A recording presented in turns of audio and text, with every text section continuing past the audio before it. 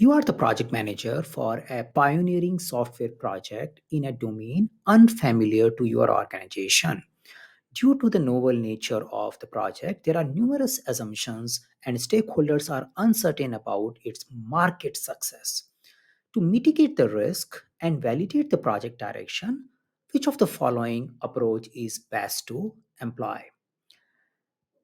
Even before looking at the option, we can sense that we are dealing with something where there are lots of unknown. It is something new and we don't have much historical data. And we want to work in an approach which can help us in validating our assumptions and ideas before we take the next step. Because even the project success is question mark. So looking at this as a project manager, I am already thinking that I should be following adaptive way of working and I should iterate in the time boxes and validate these ideas frequently. Now look at the option. Option A, plan the development in detail and do aggressive risk management to address uncertainties. Now, if you are coming from a predictive life cycle, you may start thinking about this option. We may learn that we need to identify risk and we need to do detailed planning and mitigate, and we need to have a very good understanding of the requirements. But since here the unknowns are too many and we don't know even if this project will produce a successful business outcome, doing aggressive risk management with the help of detailed planning is not useful. We need to do an aggressive risk management, but with the help of incremental planning or iterative planning rather than the detailed planning. Because in order to do a detailed planning, we need to have a detailed understanding of the requirement and the technology, whatever the area we are working with. Yeah. So it looked good in the predictive life cycle option, but it is not a great idea when we are looking at adaptive way of working, because in the adaptive way of working, we mitigate, we resolve the risk by way of continuously iterating and validating our assumptions. So let's go to the second option. Plan to develop a fully featured version of the software to gain comprehensive feedback. Now, the question is clearly saying that we are not clear about the project success. And with that unclarity, if I develop something which is fully featured and very ready and put into the market, I may end up investing a lots of money. And it is not talking about mitigating the risk. Yeah, it is just saying that to go ahead, develop it, and then you see what you learn. But that is not the idea which we are exploring in this particular question. So I can ignore the option B.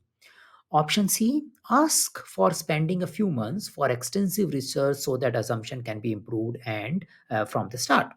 So looks like again a great idea, especially if you are thinking in a predictive life cycle manner. Option A and option C are more or less similar. Option C is specifically talking about how possibly you can do detailed planning. It's saying, why don't you take a time, spend 2, 3 months and research about it and validate your assumption and then go for it. But the adaptive way of working assumes that even if we keep doing a lot of research, our validation will be partial. We are only focusing on people's input. We don't have a concrete feedback.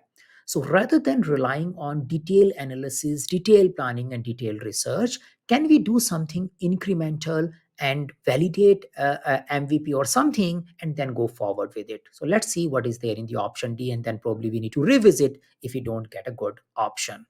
Option D, develop and release a minimum viable product to test the core concepts and gather early feedback. That seems to be exactly matching with the question problem. The question is saying we are working on the domain where we are uncertain and we want to validate, is it useful to continue working here? Is it really worthwhile? And the idea of MVP is addressing that problem only. The MVP way of working talks about if you have a big idea, rather than investing on the whole idea, try to find out what is the minimum set you need in order to validate your idea. Yeah, validate your learning, validate your assumptions. And that particular small component or a part of your product should help you in validating your learning. And based on that, you can decide, should you continue with it? Should you change your product? Or should you probably even drop this particular idea?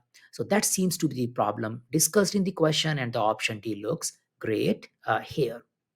So I would say this particular question is a concept checking question, and it is primarily checking that do you know what is MVP, and do you know in such kind of context you need to apply adaptive life cycle. And if you recall those two things, this question is great. So less confusion provided you know about these two concepts.